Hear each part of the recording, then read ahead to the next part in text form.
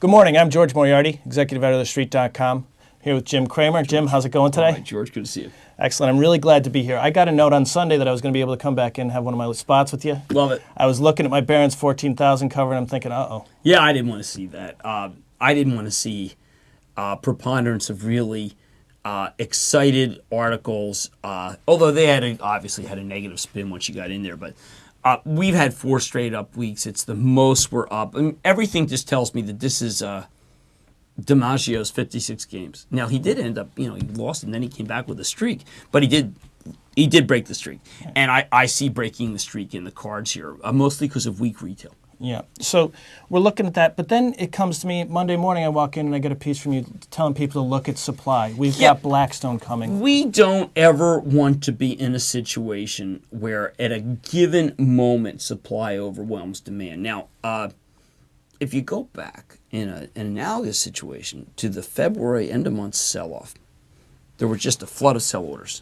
Now, we saw what happened in this market. You dropped 500 points. Now, will Blackstone do that? No, but what will happen is people will say, I like Blackstone more than I like Goldman. Let's go sell some Goldman. I like Blackstone more than I like Merrill. Let's go sell some Merrill. And then what happens is people say, wow, the brokerage stocks are going down. Well, maybe there's weakness coming, so let me just sell this or that.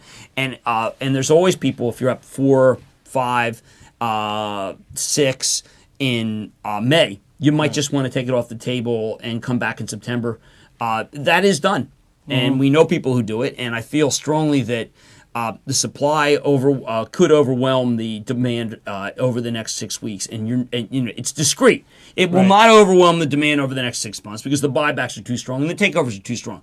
But at this given moment, I'm worried about supply overwhelming demand. How do we get people to understand how much supply matters? I think people look at the market and think there's always cash. The supply doesn't worry me. I think you have to recognize that a lot of these guys.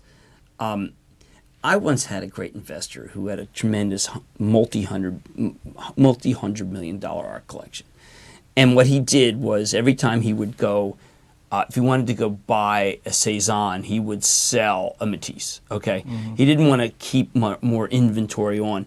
Mutual funds sell their Cezannes to buy their Matisses, and it looks like that Blackstone could be a Matisse. Now, whoever takes the Cezanne, if it's the wrong guy, I mean, someone was selling J.P. Morgan yesterday, seriously. Right. That was someone trying to get in shape, maybe for Blackstone.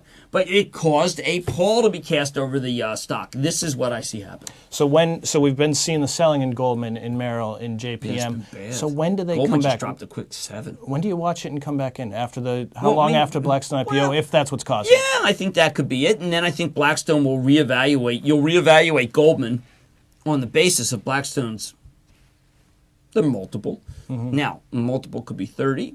Goldman says 8, 9.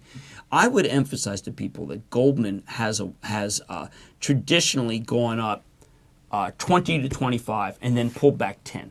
We're in the back 10 period. Don't freak out. Excellent. That's Wall Street Confidential. I'm George Moriarty. He's Jim Cramer. Stay tuned for more from TheStreet.com TV.